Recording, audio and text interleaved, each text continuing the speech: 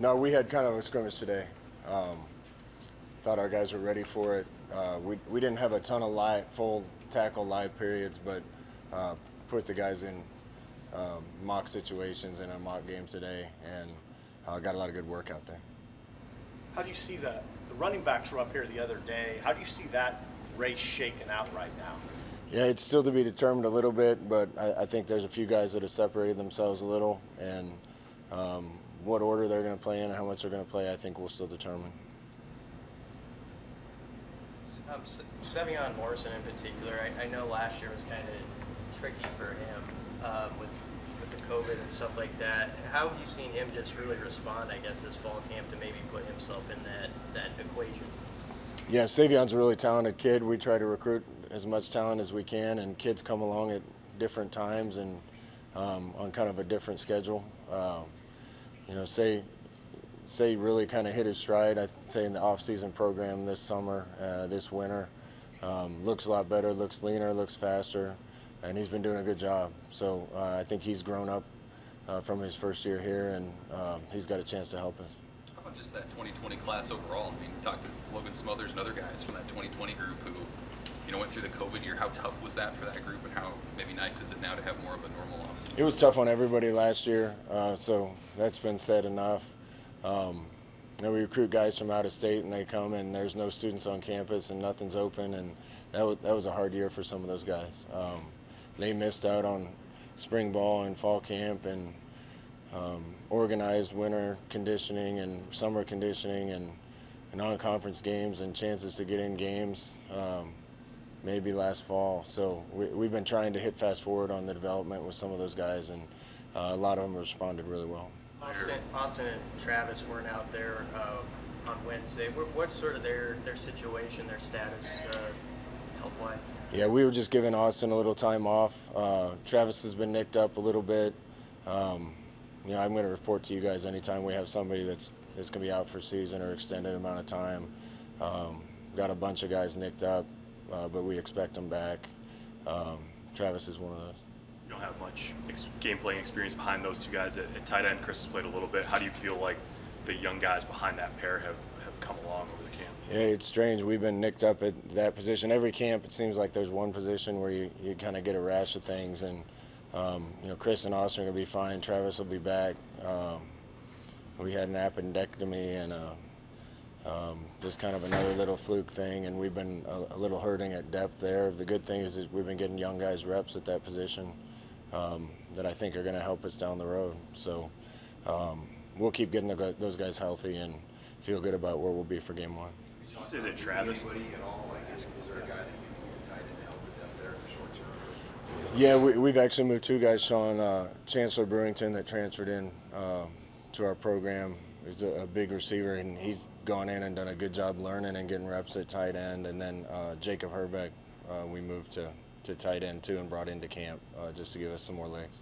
Did you say Travis specifically had an appendectomy, or just that there was one in the group? No, I didn't say that. Yeah, okay. No, I didn't say that. Last week you mentioned the amount of information you're throwing at the young guys. Now that you've seen it full speed in the scrimmages a couple of times, how do you assess how they're picking it up in game speed?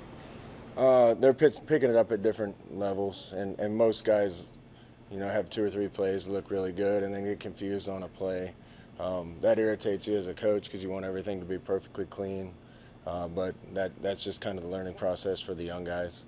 I was frustrated today with we had Big Ten officials out there today, and we had too many flags on the ground. That's been a point of emphasis for us all camp. Gonna go watch the tape. Most of those are with the 2s and 3s on little things, but this team needs to understand that they're good enough to be in every game if we don't do the things to beat ourselves, and that's been the thing that we've talked to about them the most ever since the end of last season, and I hope they get it, think they do, and we'll keep working on it. What was the path for Chancellor Brewington to come here when he did? Was there a connection there from Arizona to here that helped that happen? I think Chancellor's good friends with Javen Wright. I'd have to ask him, maybe even related to Javen Wright, but they all call each other their brothers, so I'm never sure what they mean. So you'll have to ask him that question, but Chancellor's done a great job, a really good kid, talented kid, and I think we found a spot where we can use him a little bit. He looks like a slider guy. I mean, I think he's listed at 185. Is he I bigger don't- than I don't- that? I think he's bigger than that, yeah. So how do you see him? What kind of a tight end is he? He's a Husker tight end. What? He's a Husker tight end. Yeah. It's gonna be good for us. We can use somebody like him inside or outside, and the more spots he knows, the better chance he has to play. Do you feel better now than you did at the beginning of camp? You said you're uncomfortable with where you perceive the vaccination rate to be. Is that something you feel like as a program you've made some progress with as camp's gone on? Yeah, we're doing everything we can to try to educate the guys. We had some resistance to it, and Mark Meyer and our trainer has done a really good job. We had 4 people come in and talk to the team in the first 4 days. We provided opportunities for the guys that weren't vaccinated to get vaccinated, and I feel really good about where we are numbers-wise, and we'll keep working on it. Other coaches have said it's a competitive advantage to have higher vaccination numbers. What do you think about that? Yeah, I mean, the advantage is going to be based on the rules that they put around it, but I don't think there's any question, like I've said multiple times, it's your best chance to have an uninterrupted season as a player and as a team is to have a high vaccination rate. Scott, are you going to the concert tomorrow? Yeah, I am. I'm excited. I'm just excited to see the stadium full again. I've never been in my box before. My wife's been in there. I've never been in it, so that's where I'm going to sit. It'll be the first time I ever saw it. Got a favorite Garth song? Favorite Garth song? Oh, man. Grew up with that stuff. Calling Baton Rouge, probably one of them. Thunder Rolls is everybody's favorite. Cowboy Lament, I really liked. That's a good question, by the way. Yeah, I'll think of another one before I'm done here. Will your team meet Garth or get a chance to talk to him, we come around and say hi to you guys and all while they're here? You know? I don't know. When we have concerts in town, sometimes guys come over. Zach Brown's been in my office playing my little $80 guitar. We'll see if Garth shows up. Finally, we met Garth, I think in my senior year, he came and talked to the team at practice one day. So he's one of the best. Can't wait to see him. When do you start the Illinois game prep? You transition out of that after this weekend, or what does that sort of kick into gear? Yeah, we're going to start a little earlier. Feel like, especially with the guys that we're going to count on to play a lot this year, they're really comfortable with scheme and what we're doing. Have gotten good reps to work on technique and fundamentals, and we're going to turn our attention to first game a little earlier. If anyone gets nicked up on the O-line, is Brant Banks, is he a guy who, is he kind of the first up that could go at guard or tackle? Is he that versatile that he could be that guy? Yeah, Brant's been repping with the ones, with the twos a little bit. We got more depth on the O-line than we've had. Nuri's done a good job.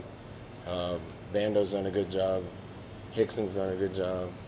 Don't want to leave anybody out, but there's a lot of guys doing well, and I think that's going to give us the ability to keep guys fresh and get more guys into the game. And I know the backup QB thing can be a pretty fluid deal, you've said, but do you sort of, as you go into Illinois install, do you know who you want to start with there? No, we don't know yet. Both guys have been doing a really good job. Logan had a really good day today.